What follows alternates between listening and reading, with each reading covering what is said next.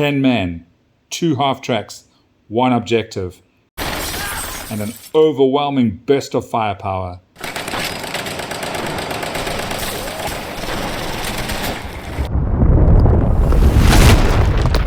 Welcome back to Lessons from the Front, and today I'm exploring why I've painted more SMG-armed troops for my German force and how a simple idea completely changed the way I think about close-range combat in bolt action.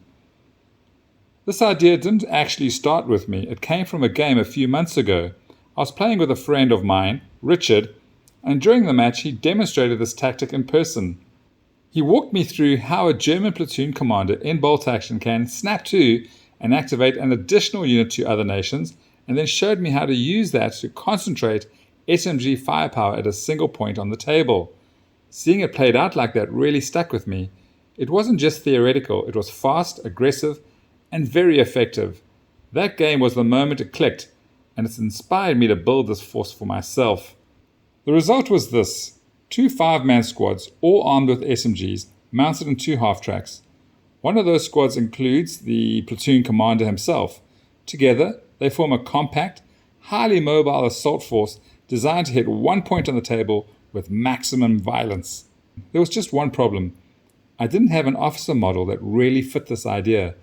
I wanted someone who looked like he belonged at the front of an aggressive, fast-moving assault.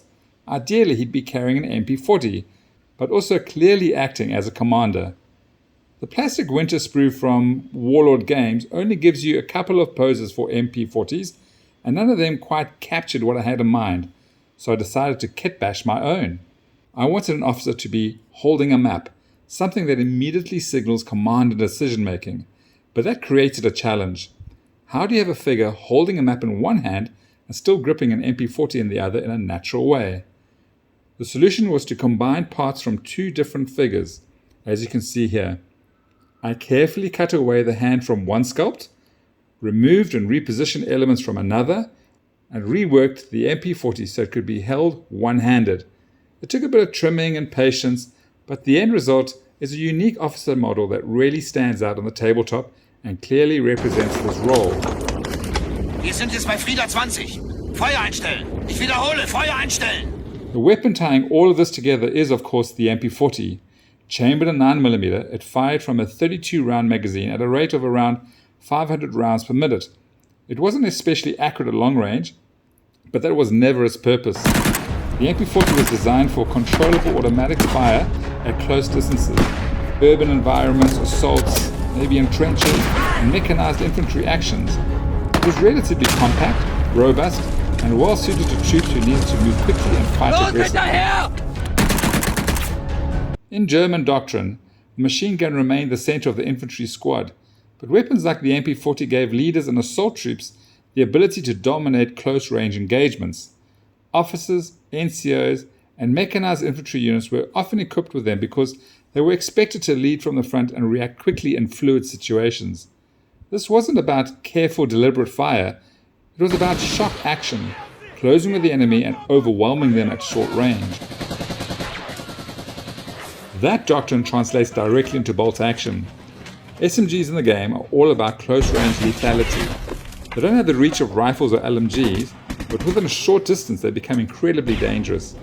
As you know, each SMG model gets 2 dice when firing, and they don't get penalized for movement.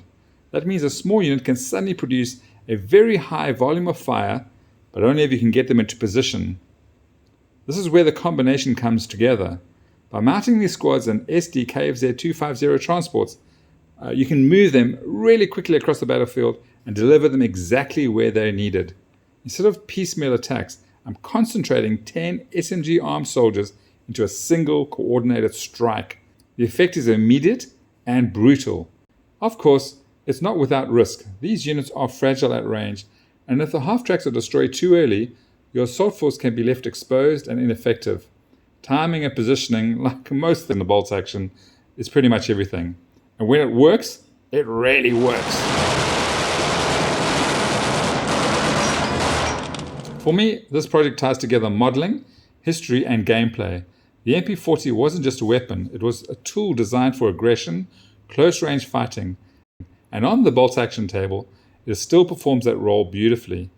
This single kit-bashed officer represents that entire idea: mobility, leadership, and concentrated firepower brought together at the decisive moment. Thanks for watching, and if you've enjoyed the contents of this video, please do share with your friends and hit that subscribe button. And I'll see you next time on Lessons from the Front. And until then, happy gaming!